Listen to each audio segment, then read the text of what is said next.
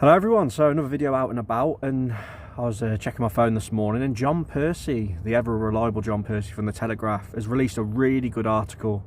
Check it out if you haven't already, but I'm going to pluck out some things he spoke about and give my reaction to it. And there's some little news bits as well from within it that I want to discuss, little updates I wasn't aware of, so yeah, let's get straight into it. So everyone, I'm just jumping in to the video to ask if you could please subscribe to the channel. I really want to get to 15,000 subscribers by the end of the calendar year, and it really helps with the algorithm and helps the videos get pushed more, and please like it too. Cheers. So first of all, he talks about basically internally Wolves have worked out that there's only a 1% chance of survival, but they're not giving up hope apparently. So this January they see as a huge month for them in terms of preparing us to bounce back straight away. So we want to get the funds, obviously the correct funds, as we've seen, because we are pushing back interest for João Gomez and Agbadou. We just want the money. We want a good fee. We don't want to do no more loan business with our good players. We want the money so we can prepare our squad ready for next season to bounce back. And I think the big priority as well, John Percy was saying, the feeling within the club and at the board level is that whatever happens, Wolves want to return to the Championship for the return to the Premier League for the 27-28 season. So if we stay up, brilliant, then try and stay up again. If we go down, the aim is to bounce back straight away and try and get recruitment right. Now, a big part I was really happy to read from John Percy, who's obviously spoke to people within the club, is that they've got a very strong stance now on not being so easy in selling our players. Like, I've banged on about this for a few years now. People who've watched this know I always bang on about this. We let players go too easily. Reference Aït-Nouri and Cunha, obviously. I mean, the Aït-Nouri deal still to this day baffles me how easily we sold him and let him go and just bowed down to Man City's demands because they wanted him before the Club World Cup. So that's good to hear. So they're going to stand firm this January, and we're seeing it already. I think Jeff Shee would have probably just bowed down to Napoli or Besiktas and just said, yeah, have him on loan, and then you just pay us at the end of the season, and they'd probably sell him for less than we actually bought him for. That's not going to happen anymore. I think they've realised this sell to buy model and just selling players far too easily because they want to go as well is just not worked, and it's not good for Wolves as a club.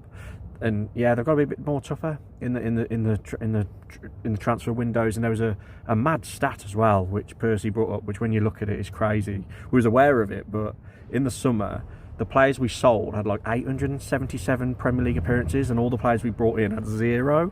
So there lies your problem of how bad our summer recruitment window was, which obviously was heavily done by Jeff and Vitor and Dominico Tete and a few others. And apparently as well, the actual scouting team within Wolves and Matt Jackson, Matt Jackson was involved quite a lot, but the other scouts and other researchers were ignored quite a lot. So that's going to change going forward.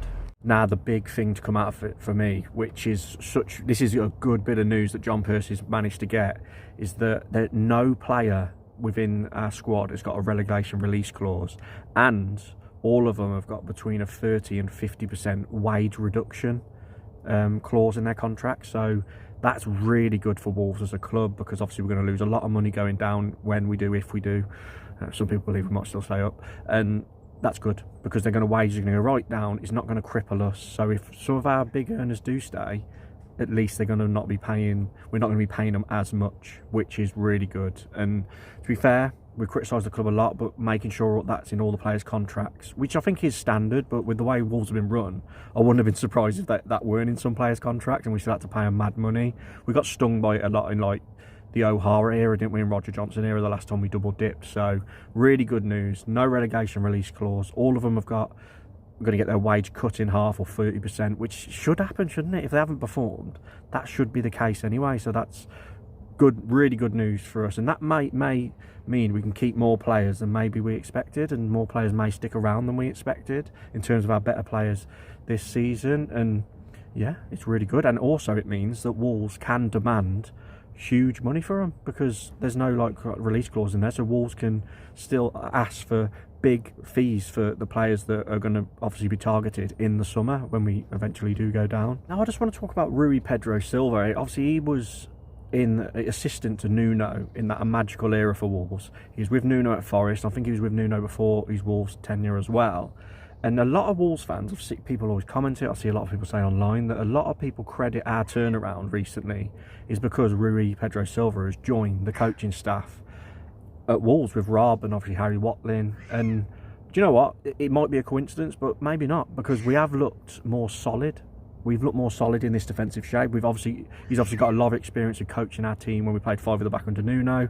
And is it coincidence? Is it? I don't know, but he's definitely brought something, because he's a great assistant coach, and it's showing as well with Nuno. He had him at Forest, did really well. He didn't take him to West Ham when he's struggling. So maybe, is he that impactful? Maybe. And it's good that we've got him. It's really good that we've got him. So you have got to give some credit to Rui Pedro Silva for the fact that we've turned around in 2026 with this form. But also, I want to give a lot of credit to Rob Edwards. He had a torrid start, no wins in 7. He was getting battered by the Middlesbrough fans. They were laughing at him.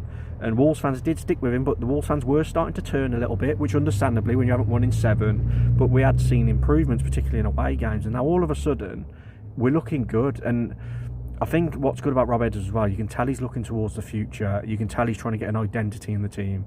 And you can tell he's getting belief back in them. And you can tell that they've got a smile on their faces again. So although Rui Pedro Silva does deserve a lot of credit, I think Rob Edwards does as well, and I'm more than happy now with him being our manager going into next season, which was always the plan, wasn't it, when we got him in, when Vitor left. So fair play. And fair play to Harry Watling as well. Apparently he's been really good behind the scenes at Compton.